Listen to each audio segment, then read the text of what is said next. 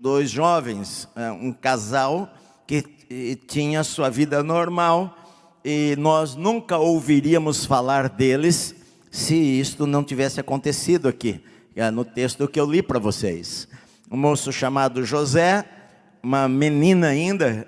As meninas em Israel casavam-se muito cedo, depois dos 2 anos de idade elas já se casavam. 12 anos de idade, 13 anos de idade, elas já se casaram. É que tá muito alto esse retorno, que ele está pitando aqui para mim. Depois de 12, 13 anos, elas se casavam. Então, Maria era ainda uma adolescente, muito provavelmente, Maria ainda era uma adolescente quando ela se casou com José.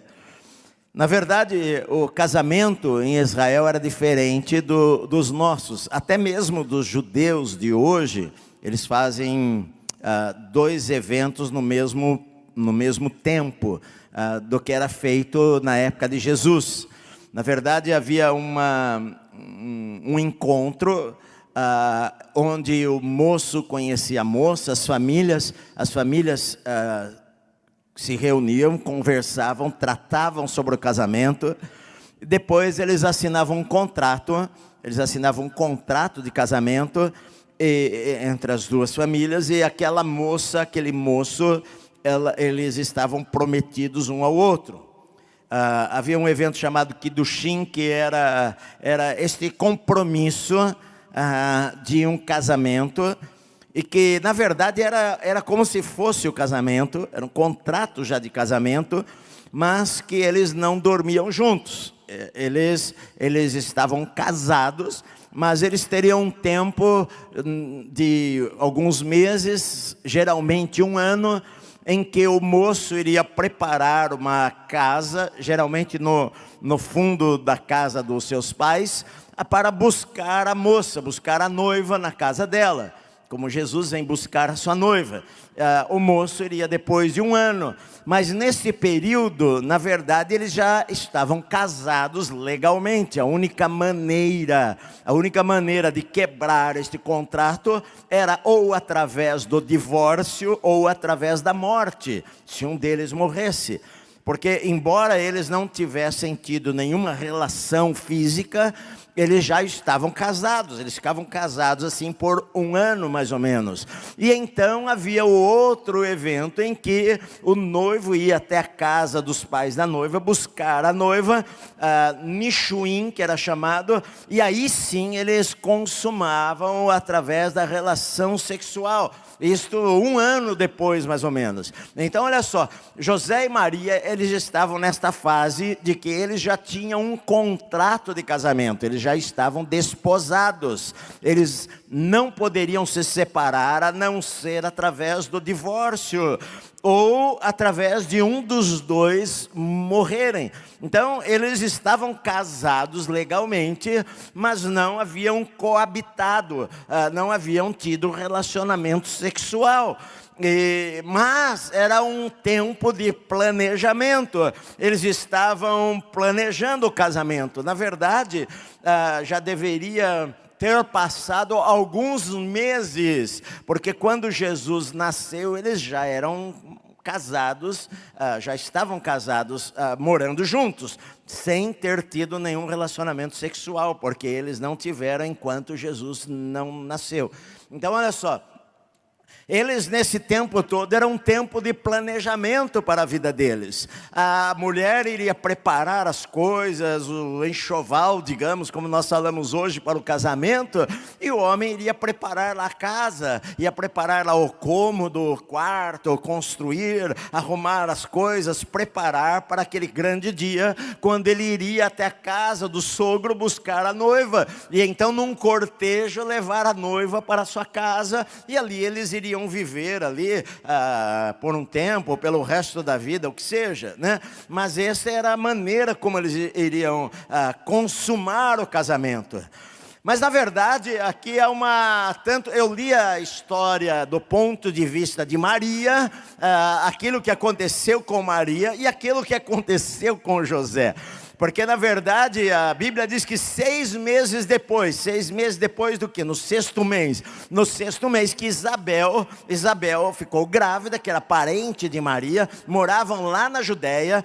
Maria e José, eles moravam em Nazaré, lá no norte, lá na Galileia, e um anjo do Senhor, o anjo Gabriel, que a última vez que Gabriel apareceu na terra, que a Bíblia relata, foi a Daniel, 500 e tantos anos antes, e agora o anjo Gabriel aparece lá a Zacarias e fala que a sua esposa vai ficar grávida. A sua esposa era velha, Zacarias era velho também, mas ele não creu naquilo lá, ficou mudo por causa daquilo, mas a palavra se cumpriu e a mulher ficou grávida, sendo velha, e ela já estava no 6º mês agora de gravidez, quando o anjo do Senhor aparece a Maria lá no norte de Israel. Novamente Gabriel aparece a ela, sendo o 6º mês de gravidez da sua parente Isabel, e fala para ela que o Senhor estava com ela,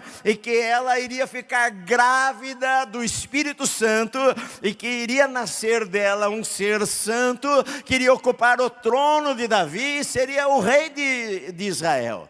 Na verdade, Maria, ela acreditou naquela palavra, e ela só perguntou para o anjo como é que isto iria acontecer, porque ela não tinha relação sexual com ninguém, ela nunca teve relação sexual com homem algum, e então ela perguntou como é que isto vai acontecer, e o anjo falou para ela: olha, o Espírito Santo vai descer sobre você e vai gerar em você, este ser que vai nascer de você é santo, e Maria creu, e Maria falou para o anjo: seja feita em mim a vontade do Senhor, eis aqui a serva do Senhor, e ela obedeceu aquela palavra.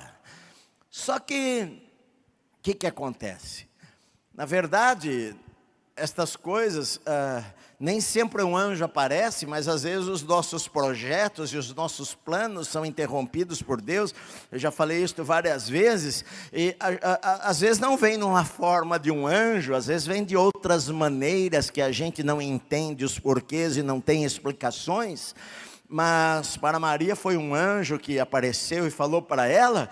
Mas você pode imaginar a situação que ela estava, porque ela era adolescente, ela estava grávida, ela estava comprometida, ela estava, digamos, casada com José, e como é que ela vai explicar esta situação para os seus pais, para o seu pai, para a sua mãe, para o seu noivo? Como é que ela vai falar, o que ela vai fazer? Então eu posso imaginar o conflito, a situação difícil, as dúvidas, o medo talvez que estava no coração de Maria, porque as coisas não estavam acontecendo como ela planejara, ou como ela e José planejaram que acontecesse. E ela vai ter que contar para a sua família, porque ela creu, porque para Deus não há nenhum impossível naquilo que Deus fala. Ela creu. Ela era uma menina santa, ela era uma menina pura, ela era uma menina que amava a Deus, era uma menina que amava as Escrituras, era uma menina que orava, era uma menina de um coração maravilhoso, por isso que ela foi escolhida pelo Senhor. Nós não adoramos Maria, mas nós sabemos da importância dela, e nós sabemos que ela era uma mulher, uma menina santa, apaixonada pelo Senhor Deus de Israel, que daria tudo pelo Senhor Deus de Israel, e que colocou nas mãos do Senhor Deus de Israel todos os seus sonhos, todos os seus planos, tudo aquilo que ela tinha, desejava para o futuro na sua vida, ela entregou ao Senhor, e ela falou para Deus: Senhor, olha, que seja feito aquilo que o Senhor quiser, eis aqui está a serva do Senhor. Ela obedeceu a Deus. Agora, não é fácil, porque a gente não sabe o futuro, e ela não sabia as coisas que ela iria passar, Porque o anjo também não falou para Maria: olha, Maria, você vai passar, o seu filho vai ser perseguido, o seu filho vai ser morto, o seu filho vai ser zombado, o seu filho vai sair de casa para pregar pelo mundo, o seu filho vai ser colocado de lado, vai ser desprezado por muitas pessoas. O anjo não falou nada disso para ela. Às vezes a gente recebe uma promessa de Deus ou uma palavra de Deus e a gente acha que nunca vai haver nenhuma luta ou problema naquela promessa de Deus para a nossa vida, que não vamos enfrentar nenhuma dificuldade, porque Deus falou que iria nos abençoar. Mas na verdade ela passou por um momento muito difícil de ter que explicar aquilo. Eu não sei como ela fez, chamou talvez primeiro o seu pai e a sua mãe, ou chamou primeiro o José e colocou para ele a situação, mas ela teve que chegar para eles e contar para eles.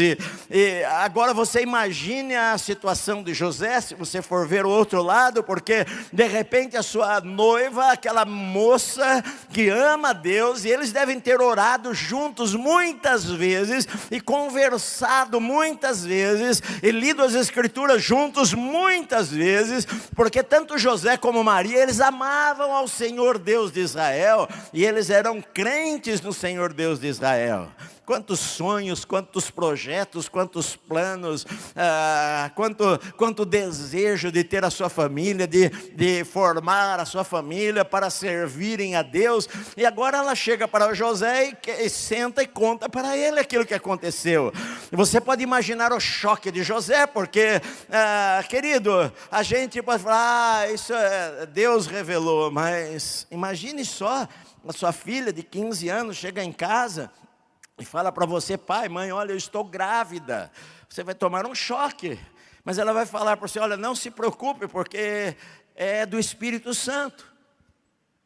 Não foi ninguém, não tive relação sexual com nenhum rapaz, nada disso, foi Deus que gerou aqui. Você vai falar: essa menina ficou maluca, eu vou internar esta criança aí, ela está com problemas.